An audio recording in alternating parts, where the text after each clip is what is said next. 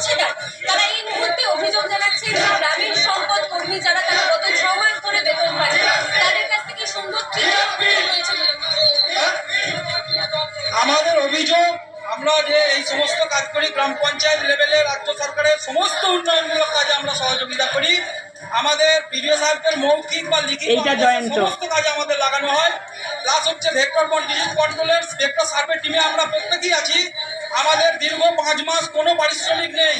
একান্ত পারিশ্রমিক 200 টাকা, সেটা 4 মাস 5 মাস 6 মাস করে রেখে দিলে আমাদের সংসারগুলো চলবে কি করে? আমাদের সংসারটা কে দেখবে? আমরা সেইটা জানতে এসেছি আজকে। রাজ্য জুড়ে সমস্ত উন্নয়নে সমস্ত পরিবার কিছু না কিছু পাচ্ছে। আমাদের পরিবার, আমাদের বাবা মা, আমাদের ছেলে মেয়েরা খাবে কি?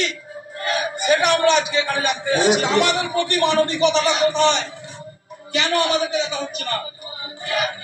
আমরা অবিলম্বে সরাসরি মুখ্যমন্ত্রীর হস্তক্ষেপ দাবি করছি। তিনি আমাদের ভরসা আছে, তিনি কিছু করেন, প্রত্যেকেরই কিছু করছেন, কিন্তু বিশ্বাস করুন আমাদের কিছু হচ্ছে না দিদি। আমি আপনাদের মাধ্যম দিয়ে আমি মাননীয় মুখ্যমন্ত্রীকে করজোরে বলতে চাই, আমাদের কিছু হচ্ছে না, প্লিজ আমাদের পরিবারগুলোর পাশে দাঁড়ান।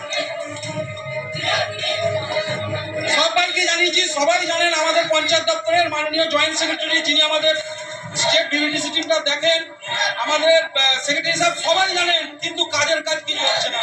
আমরা হস্তক্ষেপ চান এবং এতদিন যে এত মাস ধরে যে টাকা বন্ধ রয়েছে, বেতন বন্ধ রয়েছে, সেই বকেয়া বেতন মেটাতে হবে এবং তারই সঙ্গে তারা জানাচ্ছেন যেভাবে তারা কাজ করে চলেছেন অনবরত, তার সত্ত্বেও তাদের বেতন দেওয়া হয় না এবং বারংবার যে অনিশ্চয়তার মধ্যে দিয়ে তারা যাচ্ছে, তারই মুখে পড়ে তারা এই মুহূর্তে আন্দোলনের পথ বেছে নিয়েছেন। এবং দেখতে পাচ্ছ পঞ্চায়েত ভবনের সামনে কয়েকশো মানুষ কিন্তু এই যে ভিলেজ রিসোর্স পার্সোনাল অর্থাৎ গ্রামীণ সম্পদ কর্মী তারা এসে বিক্ষোভ প্রদর্শন করছেন এবং জেলা জেলা থেকে তারা এসেছে।